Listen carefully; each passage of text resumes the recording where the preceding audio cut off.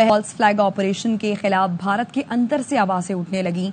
सियासी जमातें मोदी सरकार की सिक्योरिटी नाकामी पर बरहम हैं और सवाल उठा रही हैं। समाजवादी पार्टी के रहनुमा अखिलेश यादव ने नरेंद्र मोदी की पॉलिसियों पर तनकीद करते हुए सवाल किया, हमलावर कैसे पहुंचे, उन्हें क्यों नहीं रोका गया। सबसे बड़ा सवाल ये जो देश जानना चाहता है कि आतंकवादी हमारे घर कैसे पहुंचे। सबसे बड़ा सवाल ये जो देश जानना चाहता है कि आतंकवादी हमारे घर कैसे पहुंचे। पहल फ्लैग ऑपरेशन, भारतीय अवाम नफरत फैलाने पर मोदी हुकूमत पर बरस पड़े।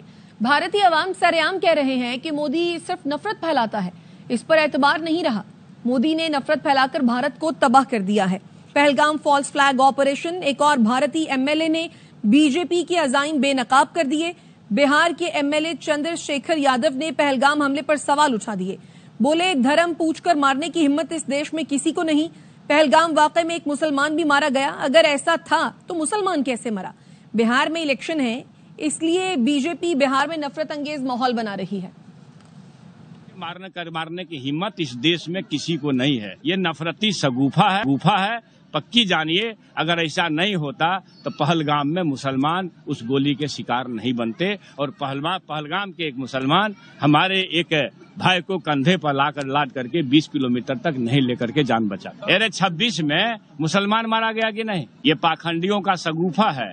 इसके इतना फुर्सत रहता है अतिवादियों को कि आपसे पूछेगा कौन जाति हो तो मुसलमान कैसे मारा गया। ये बाबा जो है ये कथावाचक, धर्म कथावाचक नहीं है। ये बीजेपी के प्रचारक लोग घूम रहे हैं। क्योंकि बिहार में अभी चुनाव है तो बिहार में नफरती माहौल बना करके मतदाताओं को पाखंडवाद के बहाने भरमा करके बीजेपी को मजबूत करने आए हैं। इस मकसद को नाकामयाब करना है।